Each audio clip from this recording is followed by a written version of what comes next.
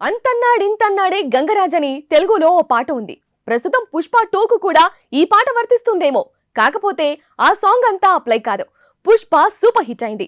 ఈ మూవీతో అల్లు అర్జున్ గురించి పాన్ ఇండియన్ ఆడియన్స్ కు తెలిసింది. ముఖ్యంగా సంగీత దర్శకుడి వల్ల పాటలు పెద్ద హిట్ అయ్యాయి. సుకుమార్ టేకింగ్ కూడా ఆకట్టుకుంది.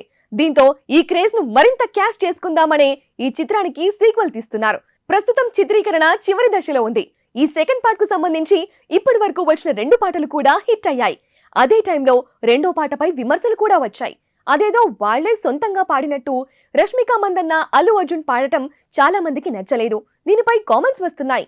అలాగే ఆస్కార్ విన్నర్ అయిన చంద్రబోస్ పేరును చందా బోస్ అని రాశారు. ఇటు దేవిశ్రీని మాత్రం నేషనల్ అవార్డు విన్నర్ అన్నారు. ఈ విషయం పైన ట్రోల్స్ వస్తున్నాయి. ఇవన్నీ ఎలా ఉన్నా సినిమా బాగుంటే దేన్ని పట్టించుకోరు. అయితే పుష్ప 2 గురించి మేకర్స్ కాస్త ఎక్కువగా ఊహించుకుంటున్నారనేది అందరికీ అర్థమవుతోంది.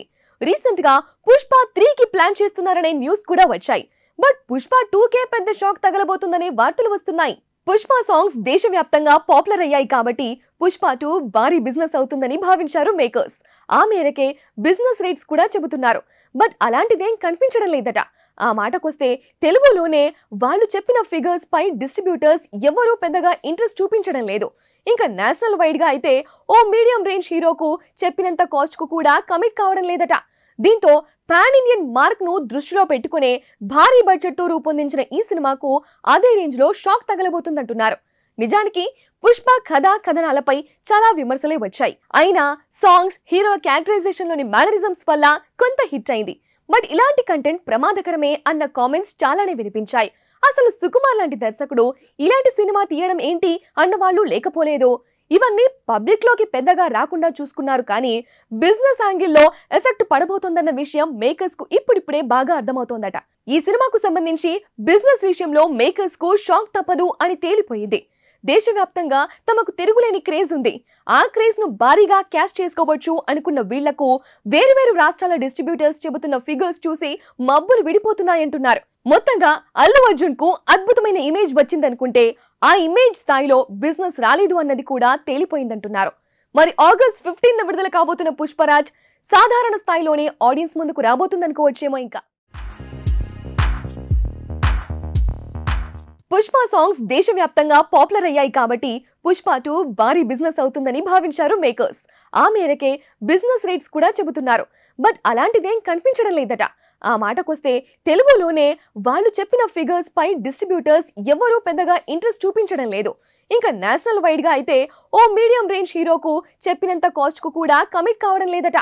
దీంతో పాన్ ఇండియన్ మార్క్ ను దృష్టిలో పెట్టుకునే భారీ బడ్జెట్ తో రూపొందించిన ఈ సినిమాకు అదే రేంజ్ లో షాక్ తగలబోతుందంటున్నారు.